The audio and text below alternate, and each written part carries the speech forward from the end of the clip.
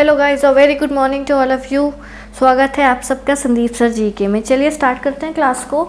ये हमारी one liners की क्लास है साइंस की, जो हम रेगुलर कितने बजे करते हैं? सुबह मॉर्निंग में 11 o'clock करते हैं, सॉरी मॉर्निंग में 8 o'clock वन लाइनर्स की क्लास चल रही है। ये जो क्लास मैं ले रही हूँ, और आपकी एक क्लास है जिसमें हम क्वेश्चन आंसर्स की प्रैक्टिस करते हैं। प्रीवियस ईयर्स क्वेश्चन आए हुए हैं जो सारे एग्जाम्स में, जहाँ पे भी साइंस पूछी जाती है, फिजिक्स केमिस्ट्री बायोलॉजी के अलग अलग क्वेश्चंस करते हैं। अभी पिछले 2 दिनों से केमिस्ट्री के क्वेश्चंस चल रहे हैं, तो 11 बजे ये क्लास देखना मत भूलिएगा।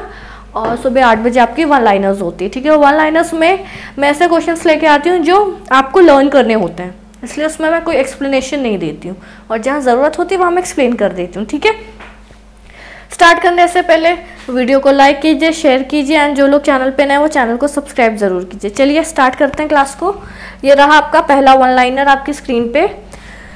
क्या बोल रहा है one liner? Which element forms the most complex with hydrogen? कौन सा तत्व हाइड्रोजन के साथ में सबसे अधिक समृद्ध बनाता है? मतलब जो सबसे ज्यादा कॉम्प्लेक्स कंपाउंड्स बनाता है हाइड्रोजन के साथ में, वो कौन होता है? कार्बन होता है। यही कारण है कि हमें पूरी ऑर्गेनिक केमिस्ट्री अलग से पढ़नी पड़ती है। पूरी ऑर्गेनिक केमिस्ट्री में हमें सिर्फ क्या होता है? कार्बन और हाइड्रोजन के बॉन्ड से खेलना होता है, ठीक है। नेक्स्ट ये रहा आपकी स्क्रीन पे। Who can develop old fingerprints on paper? कागज पर पुराने उंगलियों के चिन्हों का किससे विकसित किया जाता है? तो जो सिल्वर नाइट्रेट सोल्यूशन है, इससे हम क्या कर सकते हैं? पुराने फिंगरप्रिंट्स को ले सकते हैं, डेवलप कर सकते हैं। नेक्स्ट ये रहा आपकी स्क्रीन पे। Which substance is often deficient bye dehydration? Dehydration से प्राय किस पदार्थ की कमी होती है हमारी बॉडी में?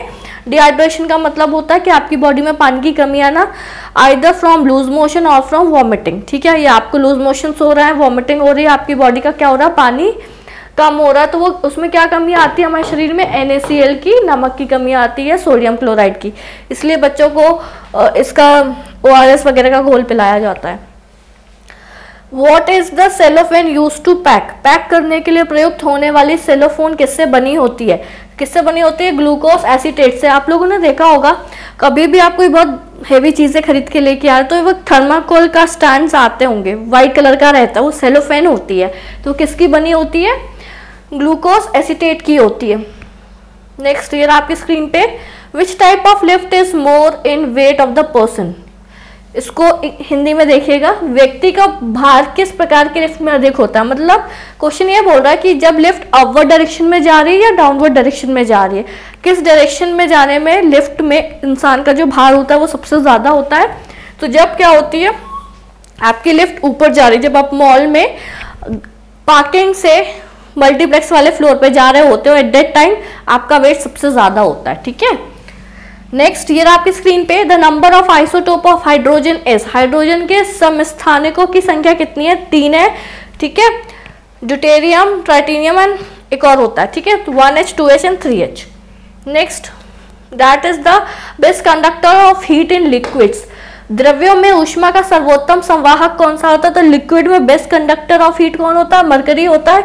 इसकी यही गुण के कारण हम इसको क्या करते हैं? थर्मामीटर में यूज करते हैं। Next, partial reason for twinkling of stars, ठीक है। जो हमको चमचमाते टिमटिमाते हुए तारे दिखते हैं, वो किस कारण से दिखते हैं? Environmental refraction. तो अगर आपको ऑप्शन में एनवायरमेंटल रिफ्रैक्शन वर्ड मिलता है तो आप कंफ्यूज मत होना, ये वही फिजिक्स का फिनोमेना है, रिफ्रैक्शन वाला। बस उसमें एक वर्ड लगा दिया कंफ्यूजन के लिए कि एनवायरमेंट में रिफ्रैक्शन हो रहा है, ठीक है। मतलब लाइट क्या हो रही है? अलग अलग लेयर से आ रही है, तो बेंड हो रही है, तो इसलिए रिफ्रैक्शन हो रहा है। मानव के कशेरुकों की कुल संख्या होती है, the total number of vertebrates in human is, तो कितनी होती है? 33 होती है। Next, the approximate percentage of oxygen content in the human body is approximately. मानव शरीर में औसतन ऑक्सीजन तत्व की प्रतिशतता लगभग कितनी होती है? तो 65% हमारी बॉडी में क्या पाया जाता है? ऑक्सीजन पाया जाता है। नेक्स्ट, ग्लूकोमा किसका रोग है? ग्लूकोमा किसका रोग है? मतलब किस अंग में ग्लूकोमा रोग होता है? तो जो हमारी आंख होती है, इसमें ग्लूकोमा रोग होता है। मतलब इसमें क्या होता है? जो रेटिना के ऊपर एक लेयर चढ़ जाती है, जिसके कारण आपको क्या होता है? दिखना बंद हो जाता है, ठीक है। कैटरेक्ट का आप वर्स्ट फॉर्म बोल सकते हो इसको। सभी जैव यौगिक का अनिवार्य मूल तत्व है the essential elements of all bio compound is. तो सबसे ज्यादा जैविक तत्व हैं तो उनमें क्या पाया जाता है? सिर्फ और सिर्फ कार्बन पाया जाता है। नेक्स्ट ये रहा, डायनासोर्स थे, क्या थे ये? मेसोजोइक रेप्टाइल्स को बिलोंग करते थे ये, ठीक है। ये बहुत इंपॉर्टेंट है, रेलवेज ने कई बार ये क्वेश्चन पूछा हुआ है। नेक्स्ट ये रहा आपकी स्क्रीन पे वन लाइनर, क्या बोल रहा था? Major component of dynamite is. Dynamite का प्रमुख अवयव क्या है? तो नाइट्रोग्लिसरीन है। डायनामाइट का खोज किसने किया था? अल्फ्रेड नोबेल ने किया था। कमेंट सेक्शन में बताइएगा जरूर। The main metal present in chlorophyll is. पर्ण रहित में डैश मतलब क्लोरोफिल में क्या उपस्थित होता है? कौन सी धातु उपस्थित होती है? तो मैग्नीशियम होती है, जिसका साइन क्या होता है? Mg होता है, ठीक है। Next cobalt 60 emits. जो कोबाल्ट 60 है वो क्या उत्सर्जित करता है? गामा रेज उत्सर्जित करता है, ठीक है। और यही कारण है इसका हम क्या करते हैं? कैंसर ट्रीटमेंट में यूज करते हैं। नेक्स्ट पृथ्वी का पलायन वेग है स्केप वेलोसिटी। स्केप वेलोसिटी क्या होती है? पहले तो इसको याद कर लो, दैट इज 11.2 किलोमीटर पर सेकेंड होती है। स्केप कभी भी हम कोई भी सैटेलाइट लॉन्च कर रहे होते हैं या कोई रॉकेट, सैटेलाइट लॉन्च करने के लिए हमें क्या होता है? उसको रॉकेट से भेजना पड़ता है। जब रॉकेट हमारे एटमॉस्फेयर से बाहर जाता है, ठीक है, अर्थ के एटमॉस्फेयर से बाहर जाता है, तो वो क्या होता है? ये इस वेलोसिटी से भेजा जाता है, तो इससे क्या कर देता है? वो अर्थ की एटमॉस्फेयर को छोड़ के निकल जाता है, इसलिए इसको क्या बोलते हैं? स्केप वेलोसिटी बोलते हैं। और फिर वो अंतरिक्ष में पहुंच जाता है, तो फिर उसको यानी वो अपने आप क्या करने लगता है? मूव करने लगता है, ठीक है, क्योंकि फोर्स तो नीचे वाले एटमॉस्फेयर के अंदर तक ही तो फोर्स लग रहा है, तो इसलिए इसको क्या बोलते हैं? पलायन वेग बोलते हैं। अगर इससे कम होगा तो रॉकेट क्या हो जाएगा? फेल हो जाएगा और अर्थ एटमॉस्फेयर को क्रॉस नहीं कर पाएगा। क्लियर है? Next which thermometer is used in alcohol. Alcohol का प्रयोग किस, ये गलत है यार हिंदी में, देखो अल्कोहल का प्रयोग किस तापमापी में किया जाता है? इन विच थर्मोमीटर अल्कोहल इज यूज्ड, ठीक है। तो जो टेम्परेचर हमको 40 डिग्री सेंटीग्रेड से कम में नापना हो, ठीक है, 40 डिग्री सेंटीग्रेड से बिलो जो टेम्परेचर हमें नापना होता है, उसके लिए जो हम थर्मामीटर बनाते हैं तो हम उसमें मरकरी यूज नहीं करते, क्या यूज करते हैं? अल्कोहल, शराब यूज करते हैं, ठीक है। अल्कोहल का फंक्शनल ग्रुप क्या होता है? OH होता है। क्लियर है? अल्कोहल बनाने के लिए कौन सी प्रोसेस यूज की जाती है? किण्वन की, दैट इज फर्मेंटेशन। नेक्स्ट ये रहा आपकी स्क्रीन पे, what is the effect of heating of a substance in a substance. किसी पदार्थ को गर्म करने पे क्या प्रभाव पड़ता है? तो जब भी आप किसी तत्व को या किसी पदार्थ को गर्म करोगे ना, तो उसका जो वॉल्यूम हो जाएगा वो बढ़ जाएगा, ठीक है, वॉल्यूम इंक्रीजेस, बट जो मास है वो फिक्स रहेगा। वॉल्यूम क्यों बढ़ेगा? सिंपल सी बात है, सबके अंदर एनर्जी स्टोर होती है। देखो कोई भी सब्सटेंस अगर सॉलिड, अगर आप उसको गर्म कर रहे हो तो उसके बीच के बॉन्ड्स टूटेंगे तो वो क्या होंगे? इधर उधर मूव करना शुरू करेंगे, तो जिससे क्या होगा? उनका आयतन बढ़ेगा। क्लियर है? ये चीज बहुत सिंपल समझा रही हूँ। आप किसी भी चीज का टेम्परेचर बढ़ाओगे, उनमें जो भी बॉन्ड्स है वो कनेक्टेड है आपस में, उनके बॉन्ड को एनर्जी मिलेगी, उनके बॉन्ड्स टूटेंगे, तो जो उनके बीच का बंधन है वो टूटेगा, तो अलग अलग मूव करना शुरू कर देंगे, तो वॉल्यूम क्या हो जाएगा? बढ़ जाएगा। क्लियर है? Next, What does the speed of sound depends on? ध्वनि की चाल किस पर निर्भर करती है? तो भाई सबसे ज्यादा वो किस पर निर्भर करती है? माध्यम की प्रस्थता पर, ठीक है, and the density of the medium. इसको मत देखना, इसको देखना, डेंसिटी पर डिपेंड करती है, ठीक है। नेक्स्ट, ये कट रहा है, हाँ, at what stage of the medium does the maximum sound move. सबसे अधिक ध्वनि की चाल किस अवस्था में होती है, मतलब कौन से उसमें होती है? तो भाई सबसे ज्यादा सॉलिड में होती है। हमें पता है साउंड को ट्रैवल करने के लिए मीडियम की जरूरत पड़ती है, जबकि लाइट को नहीं पड़ती। लाइट तो निर्वात वैक्यूम में भी ट्रैवल करती है, तो साउंड की मैक्सिमम स्पीड सॉलिड में होती है, उसके बाद लिक्विड में होती है, फिर उसके बाद किस में होती है? गैस में होती है। क्लियर है? Next, what is the What is the farthest point for the normal eye? हम अपनी नॉर्मल आंखी से कितनी दूर तक देख सकते हैं? तो इन्फिनाइट देख सकते हैं भाई, है ना, इसमें कोई ऐसा हार्ड रॉकेट साइंस तो है नहीं।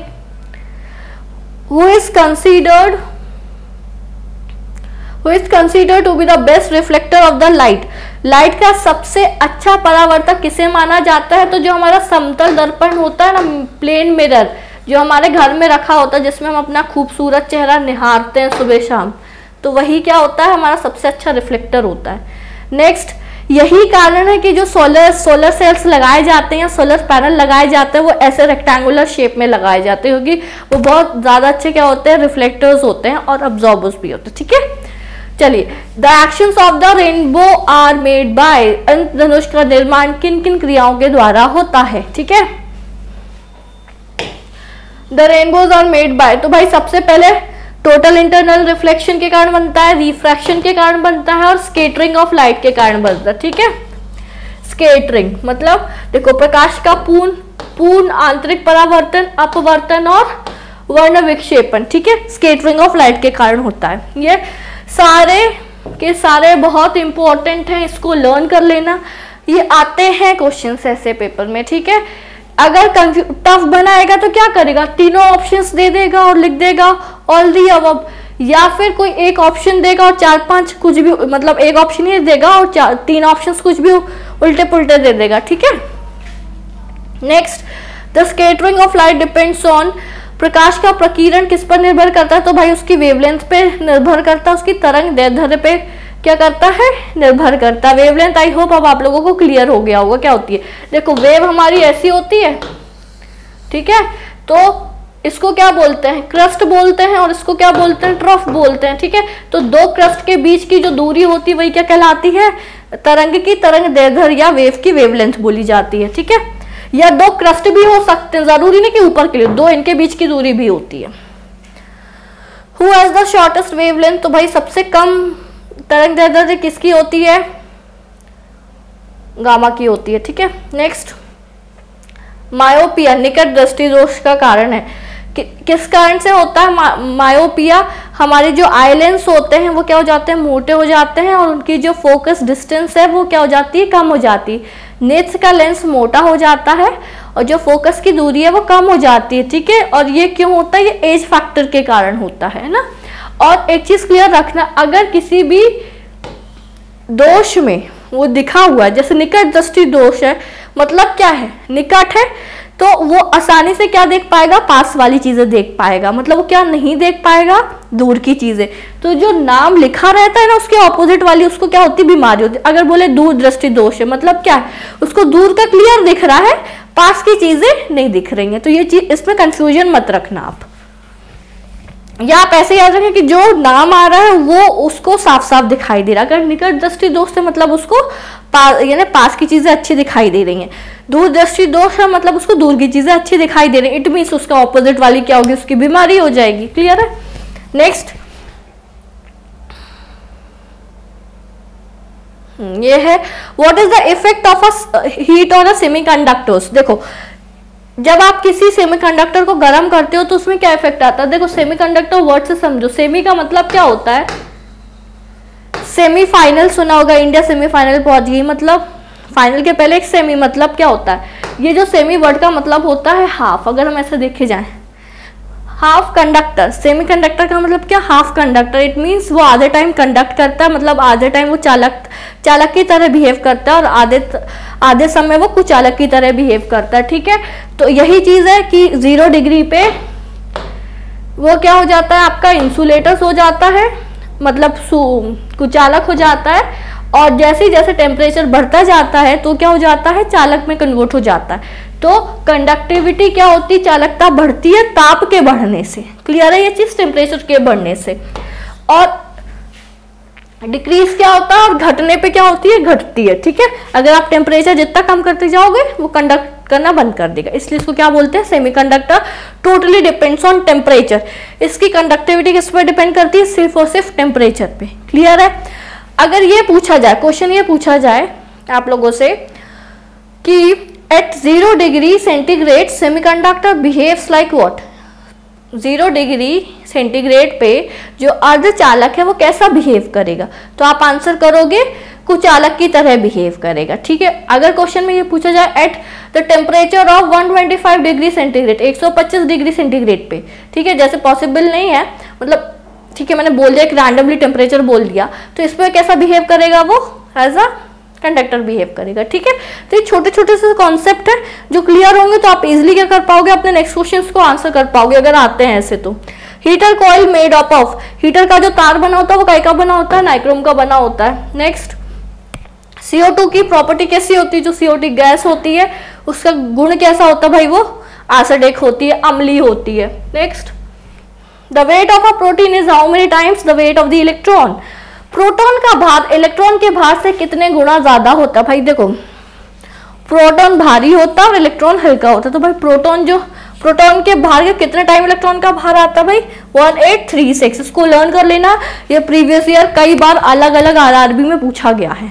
ठीक है, RRB Bhopal, RRB Secunderabad, then RRB Chennai, अलग अलग RRB एग्जाम्स होते हैं भाई सबके। ठीक है, तो हर बार कहीं ना कहीं किसी ना किसी RRB में पूछा गया ये क्वेश्चन, इसलिए मैं लेके आई हूँ। क्लियर है, आई होप अब क्लियर हो रहा होगा आप लोगों को। ठीक है,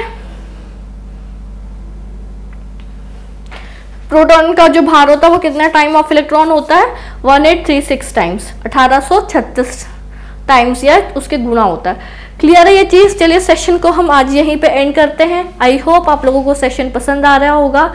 जाते जाते वीडियो को लाइक कीजिए, शेयर कीजिए, और जो लोग चैनल पे नए हैं वो सब्सक्राइब करना ना भूलें हमारे चैनल को।